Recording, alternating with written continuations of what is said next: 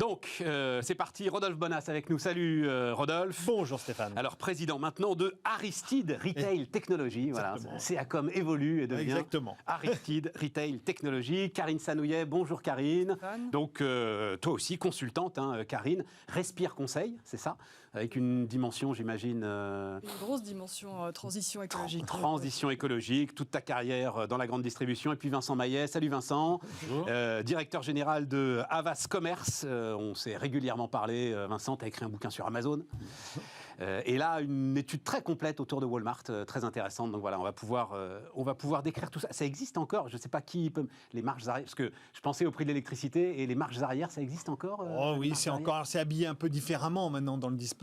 Mais oui, en effet, il y a encore tout un mécanisme qui existe entre les distributeurs et les industriels qui leur permettent d'avoir des équations économiques sur lesquelles ils retombent un peu sur leurs pieds. Donc l'industriel paye sa place dans les rayons de la grande distribution? Paye sa place, mais ça rentre. Vous savez qu'aujourd'hui, les négociations commerciales sont encadrées dans le monde de la distribution, puisqu'en effet, on engage actuellement les premières conversations entre industriels et distributeurs à l'heure où je vous parle, et elles vont se terminer fin février. Dans ce dispositif-là, on doit encadrer la totalité de la relation, c'est-à-dire à la fois le prix, mais aussi tout le mécanisme commercial et promotionnel qui se joue. Et c'est bien là où on a tous les enjeux, parce que pour une raison très très simple, hein, c'est que après la proximité, le premier critère de fréquentation d'un magasin, c'est le prix. Donc, mécaniquement, il va y avoir un peu bagarre, parce que celui qui a le bon prix, il aura les clients. Donc, c'est pour ça qu'il y a encore ces dispositifs qui sont encadrés. Oui, avec une modification cette année, puisqu'on a la loi Egalim 2, qui... Ça commence. C'est complexe. C'est complexe, mais c'est intéressant. En tout cas, la loi Egalim 2, qui donc est la suite de la Egalim 1, et qui ajoute une dimension qui devra obliger les distributeurs à répercuter les hausses, ou en tout cas les coûts des matières premières. Donc c'est tout simplement destiné à protéger les producteurs, les agriculteurs, à protéger leurs revenus. Mais Leclerc, il a déjà dit qu'il n'était pas du tout d'accord avec ça, Karine. Il a été là chez Jean-Jacques Bourdin avec sa liste de courses, et il a égrené les hausses les unes derrière les autres en disant « Mes acheteurs auront pour mission de refuser ça ». Enfin, il veut faire barrage contre le Pacifique, là. Il y a deux choses. Il y a cette hausse des matières premières qui vient se surajouter sur un dispositif qui était conçu sans hausse des matières premières. Donc le débat repart. Maintenant, on imagine bien quand même que il y a une équation économique pour les industriels qui transforment ces matières premières qui leur coûtent plus cher. Il n'y a pas seulement les matières premières alimentaires, il y a aussi les emballages. Donc c'est un vrai sujet dans le prix de revient d'un produit. Et à un moment, on imagine bien que il n'y a pas de magie. Il faut bien répercuter le prix de ces produits. Voilà. Alors la question, c'est est-ce que les consommateurs français sont prêts à payer un additionnel, c'est tout le problème, et qui met la classe politique un peu en émoi et en une situation pas forcément très confortable. Rodolphe. Stéphane, un éclairage de chiffres, il faut savoir qu'en moyenne, c'est une moyenne, tout produit confondu dans l'alimentaire, lorsque vous achetez 100 € de produits alimentaires dans votre hypermarché ou supermarché, seulement 6,50 € en moyenne sont dédiés à l'achat de la matière première. Donc vous voyez, les hauts cris de Michel-Édouard Leclerc, c'est surtout là-dessus. Il dit, mais je ne comprends pas, pourquoi est-ce qu'on me répercute? Pourquoi est-ce qu'on demande 10% de hausse sur un paquet de pâtes Non, mais ça dépend voilà. des produits. Exactement. Alors, j'arrive pas à croire que sur un paquet de pâtes, ce soit seulement 6% sur un paquet de pâtes, qui soit lié à la matière au blé. C'est assez faible. C'est-à-dire que si un paquet de pâtes qui vaut à peu près, on va dire, entre les 50 centimes ou 1 €, voilà, c'est ça, paquet, ça va dépendre. Ouais. Mais imaginons qu'on soit sur 1 €, pour être très précis, si vous avez 20% d'augmentation du prix du blé dur, à partir de ce moment-là, vous aurez à peu près 4 centimes d'euros de plus sur votre paquet. Donc vous voyez que l'impact... Tout le reste, c'est le marketing, Vincent. Tout le reste, c'est de ta faute. Pas que. Oui, un peu. Mais pas que. C'est le fabricant de prospectus qui dit ça. Je suis mort de rire. Mais bon, un mot là-dessus, Vincent. Vas-y, ça m'intéresse. Il y a un truc qui est important aussi là-dessus, c'est que quand on parle de marge arrière ou de comment en fait les distributeurs organisent finalement la négociation avec le fabricant, une des raisons qui fait que les prospectus aujourd'hui ne disparaissent pas, ça, c'est justement parce que ça fait partie du panel d'outils de négociation et de mise en avant. Parce que vous avez, finalement, les rayons, ils sont pas illimités, donc vous avez beaucoup de marques qui essayent d'exister. Et le prospectus, par exemple, fait partie des solutions de négociation avec les acheteurs pour exister, non pas forcément dans le facing et dans le rayon, mais au travers du prospectus, d'avoir un peu d'existence et de surface d'existence pour vendre des produits. C'est ce qui s'appelle les services, la vente de services aux industriels. Voilà. Mais le prospectus est le mais la principale raison, c'est le canard le plus lu de France. Enfin, moi, quand je faisais mes études de journaliste, on me disait le prospectus de Carrefour est le journal le plus lu de France. C'est surtout énormément d'argent. Donc, quand on dit, les distributeurs, les gens disent bon, c'est quoi l'alternative au prospectus? Il ne faut pas se dire quels sont les médias alternatifs au prospectus. C'est quel est le modèle économique qui permet finalement d'offrir les mêmes services et la même puissance et la même mise en avant que les prospectus papier aujourd'hui en alternative. Est-ce que le canal digital permet de faire ça? Aujourd'hui, non. Alors, encore un élément chiffré. Non, mais vas-y, on est en plein j'apprends plein de trucs, je suis ravi. Entre ce chiffre d'affaires promotionnel, ça représente entre 7 et 15% du chiffre d'affaires d'un distributeur alimentaire ou non alimentaire. Donc vous imaginez... L'ensemble de ce que Karine t'appelait les services associés à la vente du produit. Le plus gros des services. Oui. Il y a deux types de services. Il y a le service qui concerne plutôt la gamme de produits. Et le service qui concerne la promotion. Donc les prospectus, c'est le service qui concerne la promotion. Et c'est un peu piégeux parce que d'une part, les distributeurs doivent, enfin ça c'est normal, doivent avoir des services réels. Donc le prospectus c'est réel, on peut le toucher, on sait combien on en fabrique, on sait combien on en diffuse. Donc la tête de gondole, c'est réel aussi. La tête de gondole, c'est réel, mais quand vous avez un parc de 1000 supermarchés, qu'il faut aller montrer que vous avez bien fait les 1000 têtes de gondole dans les 1000 supermarchés pendant 10 jours ou 15 jours, c'est plus compliqué à prouver. La DGCCRF, il ne vous envoie pas des personnes dans les 1000 supermarchés. Donc le prospectus, c'est à la fois... pratique, tangible et efficace, parce qu'effectivement, aujourd'hui, même si le digital prend de la place dans la manière qu'ont les Français et les consommateurs d'être au courant des produits, enfin des promotions, le prospectus, c'est quand même beaucoup plus simple. Voilà, on le trouve dans la boîte à lettres, etc. Il s'impose à nous, quoi. C'est ça. C'est ça le truc. Il ne faut pas aller le chercher. Voilà. Donc, alors que le digital, il faut aller le chercher. Exactement. Toutes les expériences, Stéphane, qui ont été montées en Suisse, en particulier, qui à un moment a décidé d'éradiquer complètement le prospectus papier, ils sont très vite revenus dessus. Pourquoi? Parce que c'est un média qui commercialement est efficace. En Corse, il y a eu une expérience aussi il y a presque 10 ans maintenant, dans laquelle l'ensemble des distributeurs s'étaient accordés pour ne plus faire de promotion commerciale au travers du papier. Et au bout du course, ils sont revenus parce qu'ils ont vu que cette absence d'attractivité commerciale, elle avait un impact sur le chiffre qui était assez conséquent. Impact sur le chiffre et puis impact sur... parce que la communication de l'innovation, enfin, le dynamisme de l'industrie agroalimentaire, il est aussi entraîné par l'ensemble de ce que font aujourd'hui. D'achat. On oublie aussi de dire que cette promotion commerciale, ça a aussi un impact sur le pouvoir d'achat des Français. Oui, mais ça, je vais te dire, parce que cette promotion commerciale, quelque part, il faut que quelqu'un la paye. Donc ça veut dire que ça se retrouve sur le prix du produit. C'est quand même à la fin, moi, si c'est gratuit, c'est toi le produit, c'est quand même à la fin moi qui le paye, ce prospectus. Même si c'est infinitésimal, je suis d'accord avec toi. Oui, mais la générosité offerte par les marques et les enseignes sur ces produits-là, elle a quand même un impact sur le pouvoir d'achat. Mais en même temps, on rentre là depuis une semaine dans l'expérimentation qui s'appelle WePub, qui a été décidée par la loi climat et résilience. Donc là, les collectivités territoriales vont devoir dire si elles ont envie de faire ce test WePub, c'est-à-dire que c'est un nouveau système où, au lieu de mettre Stop Pub sur la boîte aux lettres, le consommateur doit mettre WePub sur la boîte aux lettres, sinon il ne peut pas avoir de prospectus. On rentre là. Pas ça. Phénomène inversé. C'est phénomène inversé. Donc voilà, donc le prospectus ne vient plus. Il faut dire je veux le prospectus. Et donc on rentre dans cette. Ça va être violent. On rentre dans cette expérimentation. Oui, mais alors le devoir de tous ceux qui défendent l'entreprise, la création de richesse, le dynamisme, l'innovation, c'est de mettre WePub. En fait, on va se reconnaître. Moi, je vais mettre WePub sur ma boîte aux lettres tout de suite. Vincent, tu m'es obligé de mettre WePub. Obligé. Je sais pas, c'est mon épouse et mes enfants qui vont décider. Il y a un truc important qu'on dit rarement, c'est que le prospectus est le premier canal promotionnel. Ouais. D'accord. Donc dans une loi, avec la loi Egalim par exemple, on constate que ce qui est en train de se passer, c'est comme les niveaux de promotion sont limités, le prospectus permet dans dans un nombre de pages assez conséquent, d'avoir tout un panel de promotions offertes aux consos. Contrairement à un produit à un prix fortement promotionné sur une affiche, par exemple. Tout à fait. Là, on peut cumuler. Donc ça, c'est un premier sujet. Un deuxième, c'est que finalement, les enseignes qui sont les plus dépendantes du canal prospectus sont les enseignes qui font le plus appel à la promotion. Ben oui. C'est-à-dire celles qui ont une meilleure image-prix. Alors Leclerc est un peu paradoxal là-dessus, parce qu'ils nous donnent une très bonne image-prix et ils continuent à utiliser fortement le prospectus. Mais finalement, les enseignes qui ont une très bonne image-prix pourraient, a priori, sur le papier, en théorie, j'aimerais vivre en théorie, disait Woody Allen, que tout est possible, mais en théorie, ils devraient pouvoir s'en sortir. C'est pas vraiment le cas. On s'aperçoit que, bien qu'étant un canal très promotionnel, finalement, même les enseignes qui ont une bonne image-prix continuent à en faire. Donc, voilà. Bon, C'est un sujet. alors, ouais, non, mais c'est...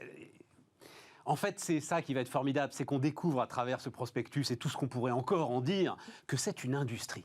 Que c'est une industrie qui est arrivée à une technicité qu'on ne soupçonne pas quand on est dans les rayons et qu'on pense que les gars sont en train d'aligner les paquets de pâtes, justement, un petit peu au hasard, à la va comme je te pousse.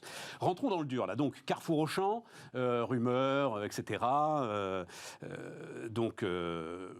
Et quel est le prénom du patriarche de la famille Mullier, là Gérard, qui sort quand même, pour que Gérard s'exprime, voilà. Il faut qu'il se passe quelque chose pour dire, nous ne vendrons jamais Auchan, mais on est prêt à des partenariats, pourquoi pas avec Carrefour.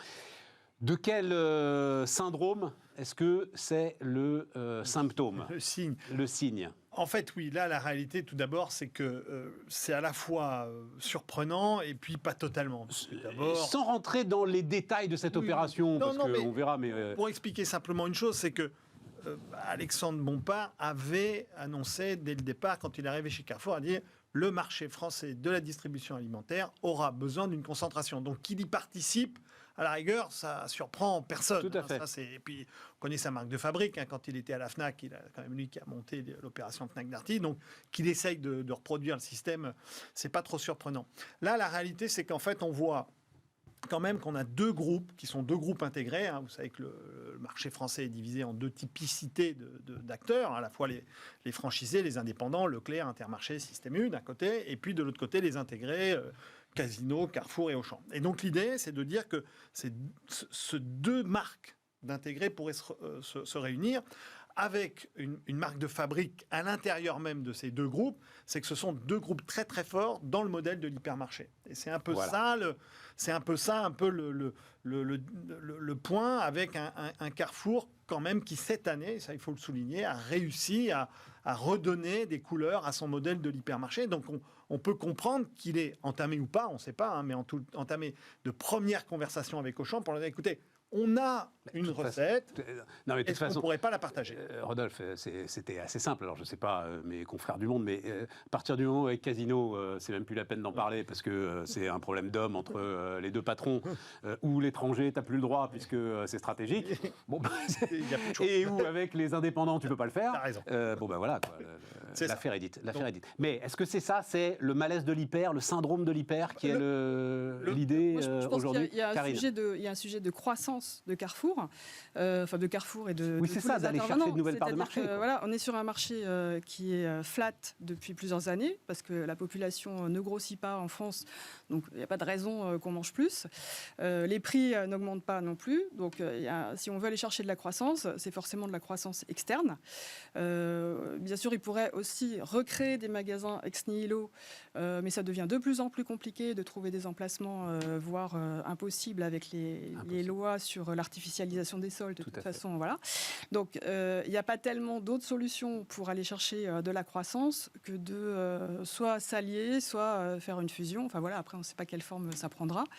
Mais ce n'est pas des bonnes fusions, ça, Karine. Ça veut dire, parce que, tu sais, tu disais, Bompard le dit depuis, mais les opérateurs télécoms, ils le disent depuis, tu vois, 20 ans, à un moment... La fusion de deux groupes qui vont pas très bien et qui savent pas comment chercher de la croissance, ça donne jamais quelque chose de très efficace. C'est un modèle en fait, si on fait un peu de la projection, c'est quand même un modèle où l'hyper, où on fusionne les deux, c'est un modèle où l'hyper est très présent et très puissant. Ouais. Et donc du coup, c'est pas forcément le modèle de l'avenir. Les grands hyper aujourd'hui, On en est sûr de ça.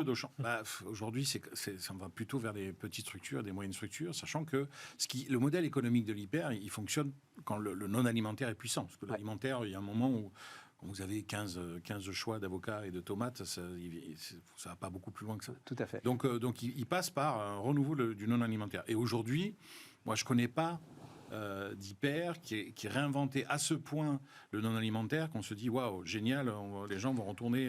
Leclerc, il tient. Oui, mais Et Leclerc, il dit c'est mon Amazon en 3D. Oui, mais c'est pas des grands hyper.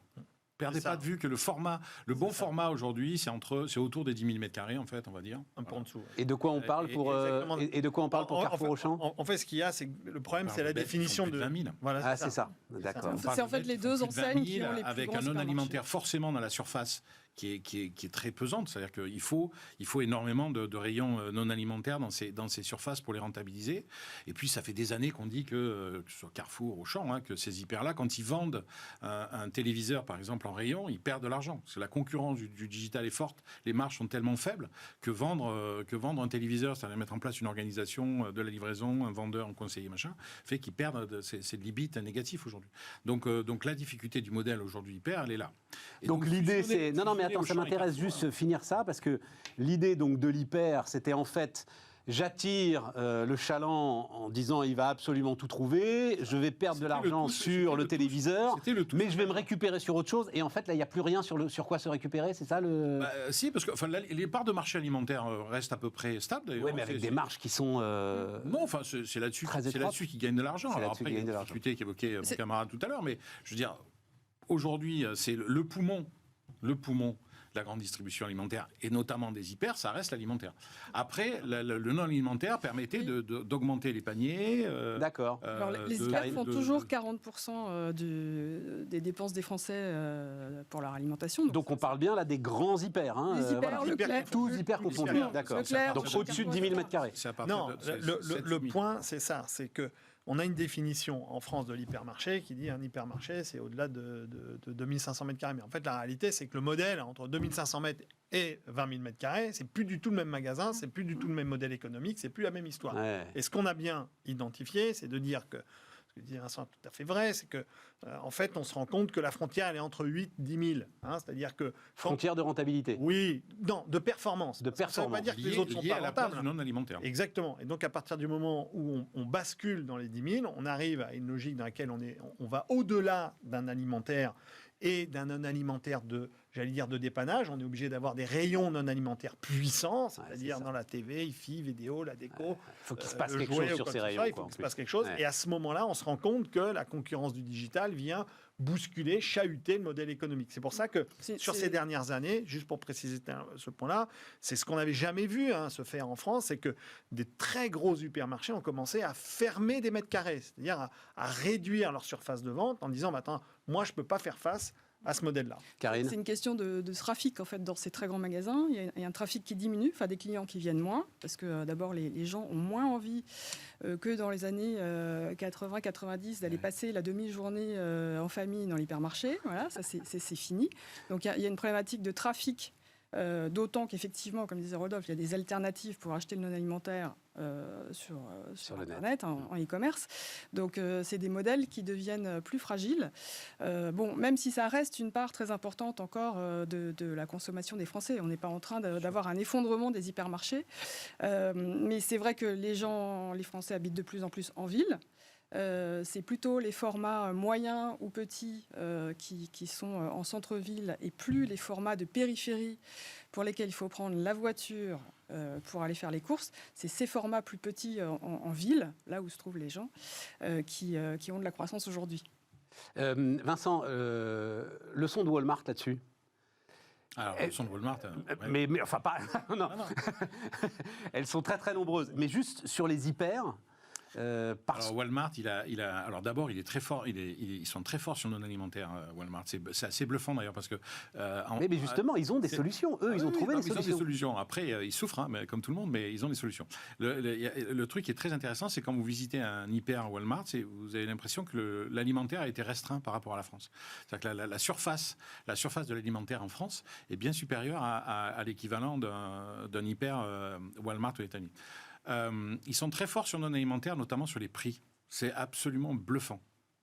Ils sont très très forts sur les prix. Globalement, Walmart. Mais c'est la masse, la puissance qui fait ça, justement. C'est parce que c'est combien? C'est 550 milliards de dollars de chiffre d'affaires? C'est 550. Mais 550, ouais. Ce qui est assez intéressant, c'est que en gros, Walmart a toujours eu une espèce de relation avec les Américains. Et notamment les ruraux, hein, parce que vous allez à New York, chercher un Walmart à New York, il faut prendre la voiture, hein, vous n'y allez pas à pied. Donc, notamment avec les ruraux, qui a toujours été très forte. C'est-à-dire, il y a une relation de partenariat qui est absolument incroyable. Il y a un contrat de... Qu'ils ont réussi à renouveler, alors qui a toujours depuis 50 ans, 60 ans. Qui a toujours été là. Il y a un contrat de confiance sur les prix qui est monstrueux. Alors moi, la dernière fois que j'y étais, c'était premier sur les prix. Ils s'engageaient à être les premiers sur les prix et ils montraient des études qui justement prouvaient qu'ils étaient les premiers sur les prix. Donc ça, c'est un sujet. Et puis, il y a un truc qui est en train de se passer, en fait. Vous regardez dans le monde l'évolution du retail. Vous avez ce que j'appelle les digitaux natifs, donc les Amazon, les Alibaba, les Flipkart en Inde, voilà, les JD.com, les Rakuten, etc. Ces gens-là sont des énormes marketplaces, notamment sur le non-alimentaire. Et vous avez le développement du discount, c'est-à-dire les Lidl, on en parlera tout à l'heure, mais les Lidl, les Aldi, qui en France progressent de façon phénoménale. Enfin, pas qu'en France. Phénoménale. Ah si, ils font. Bon, mais attends, et justement, ouvrons pas tous les tiroirs. Restons sur Walmart. Ce que je veux dire par là, c'est que le prix, en fait, reste toujours un gros driver. Ouais. C'est-à-dire l'engagement sur les prix sur toute une catégorie de population. C'est-à-dire vous avez effectivement les urbains. Bon, les urbains, eux, peuvent se permettre, ils ont tendanciellement des moyens un peu plus importants que les ruraux, mais on voit bien que les gens qui finalement consomment Internet aujourd'hui, c'est des familles périurbaines avec enfants, c'est plutôt des gens où le couple travaille, l'homme et la femme, et ils ont des revenus. Et puis que les catégories qui sont des clients de discount, donc des enseignes comme Action, comme La Foire-Fouille, comme Walmart aux États-Unis, comme Lidl, comme Aldi, ces gens-là surconsomment moins le canal digital, ne font pas livrer spécialement, achètent moins de non-alimentaires sur le digital et continuent à fréquenter les magasins. Ça veut dire que cette promesse prix, là, parce que, et on en parlera aussi, c'est-à-dire Walmart, quand on s'intéresse à Walmart depuis 5-6 ans, c'est sans arrêt sur des sauts technologiques. On a raconté l'espèce de petite course avec Amazon sur qui allait remplir ton frigo, le premier, etc. Ouais. Ce que tu dis, c'est, OK, tout ça, c'est très bien. Ouais. Simplement, c'est la promesse toujours tenue d'une relation au prix qui est indéfectible. La signature historique, hein, c'est comme Leclerc en France, quoi. C'est Save Money, Live Better, c'est-à-dire économiser de l'argent, vivez mieux. Et ils sont sur le bien-être des Américains. C'est-à-dire que pour ça d'ailleurs que, alors il faut savoir qu'en plus Walmart, c'est plutôt donc c'est l'Arkansas à l'origine, donc c'est plutôt des gens qui sont républicains. Et Doug McMillon, par exemple, c'est totalement déconnecté de Trump. Hein, ça faisait partie des soutiens de Trump parce que pour lui tout le phénomène Black Lives Matter, en fait, hein, d'accord, était une agression pour les clients de Walmart, qui sont des clients plutôt d'origine africaine, pardon, en tout cas noire américaine. Noire américaine, nous on a le droit de le dire. Avec des revenus plutôt faibles, plutôt voilà. Donc, Douglas McMillon, c'est le gars en fait qui a un gars de l'interne, en plus c'est l'histoire. La relance de. Il a démarré stagiaire et il est aujourd'hui patron. Juste pour rebondir, parce que c'est vrai qu'aux États-Unis on a cette réalité, c'est-à-dire qu'on a une véritable contre-attaque organisée face au phénomène Amazon, qui est à la fois Walmart, qui est une vraie démonstration et qui est assez puissante. Alors, on a une densité commerciale qui est très différente aux États-Unis qu'en France, hein, c'est-à-dire qu'en France... D'accord, mais il y a 10 ans, personne ne pensait qu'il résisterait comme ça. Personne. Voilà. Et exactement, et c'est pour les raisons qui ont été évoquées, c'est cette performance du prix, parce qu'il n'y a pas d'autre choix que ça, hein, c'est pas ça qui fait. Et l'autre, c'est Best Buy, c'est-à-dire qu'on a aussi Best Buy qui a contre-attaqué massivement les fondamentaux d'Amazon et qui est venu chahuter finalement et essayer de corneriser au maximum quelque part ce géant du digital pour essayer de faire en sorte de lui dire le carrelage a encore de beaux jours devant lui. Et c'est assez vrai. Hein, c'est ce que disait Vincent, c'est très très vrai. On voit le commerce américain et les Américains finalement avoir une pas un scepticisme, mais une vraie alternative se proposait à eux. On est moins dans le tout Amazon. Et là aussi, c'est le prix. Le prix, bien sûr, Voilà. il n'y a pas d'autre choix. Ça. Et enfin, on en reparlera, une qualité de service, livraison, etc. Mais c'est le prix. Karine? Oui, Walmart, c'est tout de même est en train de faire sa mue quand même sur l'aspect digital livraison. Oui. Ils ont lancé un programme qui s'appelle Walmart Plus, qui est un programme d'abonnement. On va y aller sur les désémulé en abonnements France, après mais la pub. Ouais. et qui a Je comprends pas cette un grand succès. Ouais. Et qui, voilà, je crois que c'est $12 par mois, avec la livraison comprise et des avantages autour de la livraison. Donc, ils évoluent quand même très largement. Bien sûr. Ils étaient effectivement un modèle qui était everyday low price, pas beaucoup de promos, alors pas de connaissances clients, tout ça, les histoires de carte de fidélité, c'était pas du tout dans leur truc. Ils évoluent pour faire face à Amazon et avec un certain succès, parce que je pense qu'ils y ont mis les moyens. Alors, tu disais, parlons-en maintenant, et puis ensuite on marquera la pause, le hard discount. Moi, j'ai l'impression qu'on reste sur des parts de marché qui sont faut toujours les mêmes. Faut surtout pas dire ça. Ah, vas-y. Alors, ce qui se passe, c'est qu'en fait, on voit déferler un modèle qui est assez passionnant quand on le regarde de près, c'est le modèle Lidl. Le modèle Lidl, c'est... mais Lidl, c'est quoi? C'est 6, 7, 8% du marché aujourd'hui. Oui, mais Oui, c'est sûr, c'est parce plus que que ça ça a démarré à 1,5. Ça C'est ça progresse qu'il très, faut très voir. fort. Ce qu'il faut voir, c'est que depuis presque 3 ans, je vais peut-être dire des bêtises, mais en tous les cas, c'est une conquête de parts de marché tous les trimestres. C'est vraiment une croissance continue. Non, ça fait très très mal. C'est du grignotage permanent. Ce qui évolue, c'est Attends, que Vincent va finir et puis je te... Non, le secteur hard discount n'évolue pas. On est même plutôt, on a baissé depuis 2008. C'était monté à 2008, c'était monté à 14% au moment de la crise. On est plutôt à 11% aujourd'hui.